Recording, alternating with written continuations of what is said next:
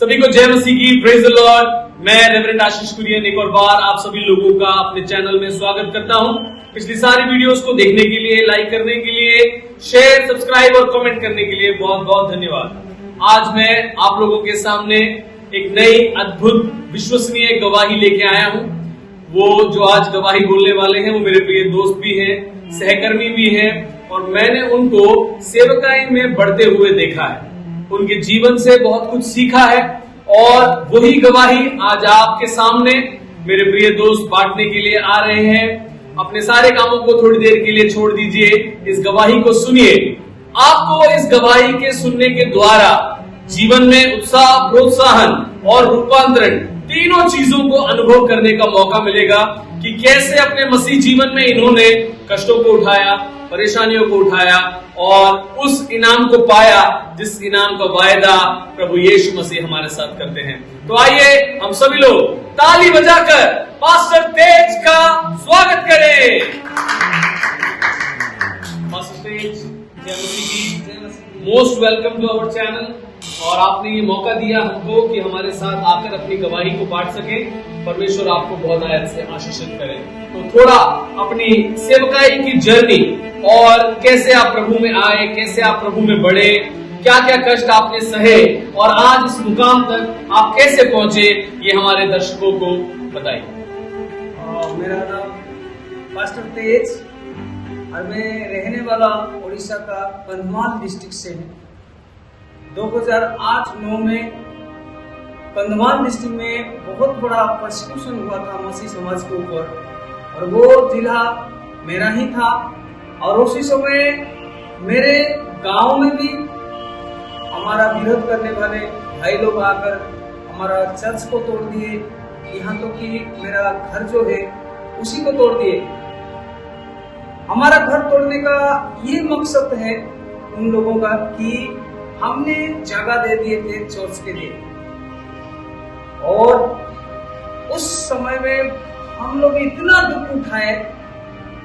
अगर उस दुखों को आज स्मरण करते तो हमें बहुत अच्छा लगता है कि प्रभु के काम के लिए हमने ताड़ना का सम्मुखीन किए, क्योंकि वचन में लिखा गया, धन्य है वे लोग जो प्रभु के काम के लिए सताए जाते हैं।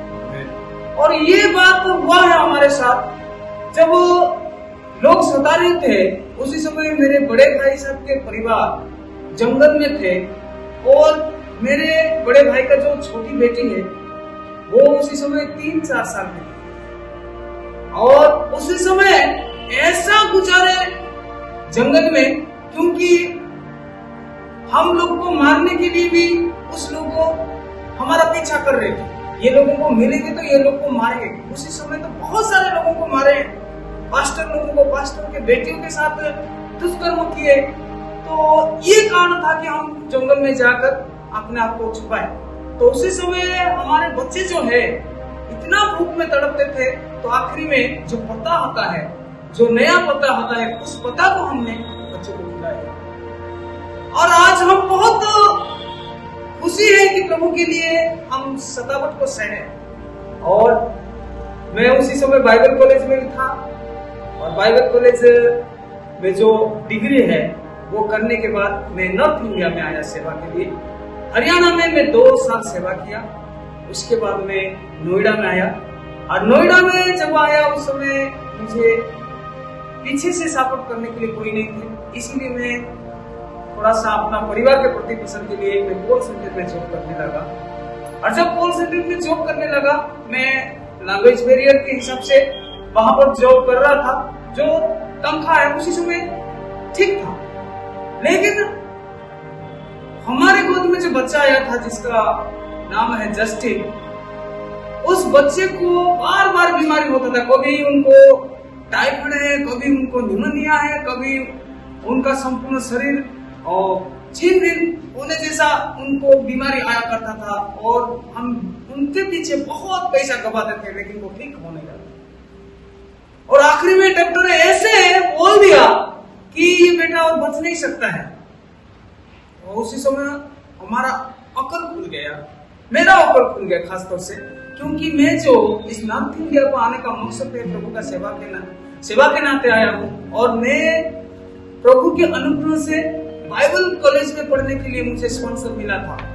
और प्रभु के जन जो अपना खून पसीने का कमाई मेरे पीछे जो लगाए थे, ये प्रभु का सेवा करे करके। और वो बात मेरे दिल में हमेशा आता था कि मैं कहीं ना कहीं एक गलत ट्रैक में जा रहा हूँ। अगर मैं ऐसे ही जॉब करके जिंदगी बिताऊं तो मेरे नॉर्थ इंडिया आने का मेरा कोई उद्देश्य नहीं। और प्रभु उसके अनुसार मेरे बच्चे को ऊपर दंड पर दंड देते जा रहे थे, लेकिन मैं समझ नहीं पा रहा था। और आखिरी में जब डॉक्टर ने बोल दिया कि ये बेटा बच नहीं सकता, तो उसी समय मैं और मेरे पत्नी दोनों अपना दरवाजा बंद करके हम उस बेटे को लेकर प्रार्थना करने लगे। और प्रार्थना किए कि हे प्रभु, हमने तेरे दृष्टि में कहीं ना कहीं गलती की है। और उस बात हमारे मन में आता था कि योना नबी जो है, परमेश्वर ने उनको भेजा था निनवे और वो जा रहा था तरसीस। तो वो बात मेरे साथ हो रहा था और मैं पश्चाताप करते हुए, गिड़गिड़ाते हुए प्रार्थना किया, मैं तेरी सेवा में ही अपना जीवन को बिताऊं और आगे में कोई प्राइवेट जॉब नहीं करूं। तो इस प्रकार मैं जब समर्पित हुआ और सेवा के लिए मैं उतरा, जहां पर मैं जॉब कर रहा था वहां के लोग मेरे काम के लिए बहुत संतुष्ट थे। आप जॉब क्यों छोड़ रहे, बहुत कुछ बोले, लेकिन नहीं, मैं जो काम के लिए आया हूँ वो काम मुझे मिल गया और मैं सेवा करूंगा। और मैं सेवा के लिए खड़ा हो गया। उसी समय मैं धन्यवाद देता हूँ, इस नोएडा में एक व्यक्ति है, वो शर्मा परिवार से, वो प्रभु को जानता है और उसने मुझे पीछे से हौसला बढ़ाया कि तुम अगर सेवा में लग जाओगे तो तुम्हें घर का किराया और राशन पानी हम पीछे से देंगे। तो हम सेवा के लिए खड़े हो गए और मेरे घर से ही सेवा शुरू किए। मेरे घर से ही सेवा शुरू किए, 2-4 जन के साथ शुरू किए। और ऐसे ऐसे होते हुए मैं आगे बढ़ा और मैं जो भी मुझे मिलता था वो सेटिस्फेक्शन नहीं था, क्योंकि हम जो सेवा के लिए उतरे थे उसी समय बहुत दुखों का सामना करना पड़ा। और ऐसे मुझे भी जब हम बाइबल कॉलेज से जो शिक्षा देकर जो हमें भेजे थे कि प्रभु का सेवा आसानी नहीं है, क्योंकि प्रभु का अनुसरण करना, कांटों में चलना, कभी कभार रास्ता में भी सोना, कभी कभार खाने के लिए मिलेगा, कभी नहीं मिलेगा। ये बात सेवा के समय में मैं सामना किया था। यहाँ तो कि कभी कभार हमें दूध चाय पीने के लिए नहीं मिलता था और हमारे बेटे को पिलाने के लिए नहीं मिलता था। तो उसी समय हम दुआ करके चलते थे, किसी के घर अगर जा रहे तो प्रभु उनके हृदय में बातें करें, कम से कम दूध का खर्चा मिल जाए। और प्रभु उसी समय ऐसे कहीं ना कहीं हमको मदद सहायता करते थे। इस प्रकार से हम चले। हमें दूध नहीं मिल रहा था तो आप समझ सकते हैं कितना हम तकलीफ उठा रहे हैं। और तो ऐसे होते हुए हम आगे बढ़े, पीछे नहीं हटे और थोड़ा प्राइवेट जॉब फिर से मैं अपना स्कूलों में जॉब करना। स्कूलों में, प्राइवेट स्कूल में कितना देते हैं ये बात आप लोग जानते हैं। और स्कूलों में जॉब करते हुए मैं सेवा को और आगे बढ़ाता गया। तो मैं प्राइवेट स्कूल में पढ़ाते हुए सेवा को मैं आगे बढ़ाता गया। ऐसे होते हुए कोई एक जगह में मुझे इंटरप्रेट करने के लिए मौका मिला विदेश के लोगों के साथ। और अनुवाद करने का मौका। जी हाँ, अनुवाद करने के लिए मुझे मौका मिला और उनके साथ रहकर कुछ दिन मैं सेवा करता रहा। और आगे जो मुझे जो परिचय दिए, जिनके साथ मैं बैठा हूँ, इनका एक बार मेरे पास कॉल आ गया, पास्टर रेवरेंड आशीष का कॉल आ गया मेरे पास। और उसने मुझे पूछा आप क्या करते हो और सेवा में सेवा और किसी के साथ करना चाहते हो क्या। तो उसी समय मैं ग्लैडली उनके साथ बात किया। मैं तो वही चाह रहा हूँ, क्योंकि अकेला इंडिविजुअली सेवा करना मेरे लिए थोड़ा अच्छा नहीं, कोई छत्र छाया के नीचे अगर रहूं तो बहुत अच्छा रहेगा। और उसने मुझे ये बोले ठीक है, हमारा जो डायरेक्टर सर है वो कल चर्च आ जाएंगे, तो आप एक मैसेज तैयार करके आना। और हम तो हिंदी में यहाँ पर हमेशा प्रचार करते सुनते हैं, लेकिन डायरेक्टर सर आएंगे, आप इंग्लिश में तैयारी करके आना। और वहां पर मैं प्रचार तैयार करके गया और डायरेक्टर सर भी सुने और वहां जितने भी लोग थे सब बड़े खुशी के साथ परमेश्वर का वचन को सुने। और 1-2 दिन के बाद रेवरेंड आशीष का कॉल आया और उसके बाद आपको फिर से इंटरव्यू लेना चाहते हैं और डायरेक्टर साहब के पास जब मैं गया, इंटरव्यू जो कुछ है लिया और उसमें वो सेटिस्फेक्शन हो गए और उनके साथ मैं सेवा करते हुए आगे बढ़ता गया। और जब मैं रेवरेंड आशीष के साथ सेवा करने लगा तो मेरे धीरे धीरे जो तनाव पहले था वो धीरे धीरे वो हटता गया। और एक दिन में जो सेवा शुरू किया था उसी समय में 5, 7, 8 किलोमीटर में पैदल चलते चलते सेवा करता था। यानी कि मैं भंगल में रहता हूँ, नोएडा का भंगल में, मैं ग्रेटर नोएडा पुलिसरा तक पैदल जाया करता था।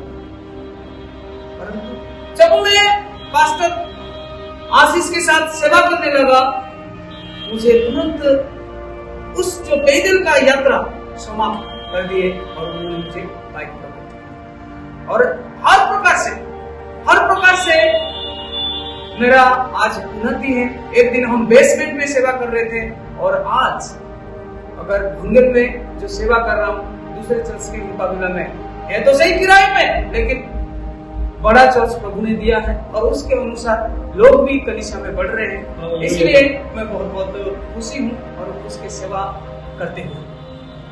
तो पास्टर जी, मैं ये पूछना चाहता हूँ आपसे, जैसे आपने बताया हमारे दर्शकों को कि कंधमाल में जब आप थे तो वहाँ पे सताव आया, आप जंगल में भाग गए और जंगल में आपके और रिश्तेदार भी थे, अपनी जान को बचा के आप लोग जी रहे थे उन लोगों से जो आपका घर चैन सब तोड़ रहे थे। ये तो आपके जीवन की एक बड़ी घटना है, हमने टीवी में, न्यूज में हर जगह देखा था। और उस समय मेरे को लगता है सबने उपवास किया था, प्रार्थना किया था कंधमाल उड़ीसा के भाई और बहनों के लिए। उसके बाद भी आपके जीवन के कष्ट कम नहीं हुए। आप बाइबल कॉलेज गए, बाइबल कॉलेज से नोएडा में सेवा के लिए आए, पैसा नहीं था तो प्राइवेट स्कूल में काम किया, बच्चे को दूध पिलाने के लिए पैसा नहीं था तो चावल के पानी को पिलाया दूध बोल के। तो जब आप सेवा करते हैं और इस तरह की सारी परेशानियां आती हैं, आज ही सुबह मेरे पास इंस्टाग्राम पे एक मैसेज आया है, आप सुनिएगा वो मैसेज क्या है और मैं चाहता हूं आप सब लोग सुने। मैंने एक छोटे से प्रचार की वीडियो डाली थी और मेरे पास एक भाई का मैसेज आया, उसमें लिखा है कि जरा इससे पूछो धर्म बदलने के कितने पैसे लिए। तो ये गवाही मेरे उन सारे भाइयों और बहनों के लिए है जो सुन रहे हैं कि धर्म बदलने के लिए कोई किसी को पैसे नहीं देता है, कोई किसी के ऊपर दबाव नहीं डालता है, कोई किसी के साथ जबरदस्ती नहीं करता है। ये तो परमेश्वर की बुलाहट है, नहीं तो एक व्यक्ति, एक सेवक इतने कष्ट कैसे सहेगा।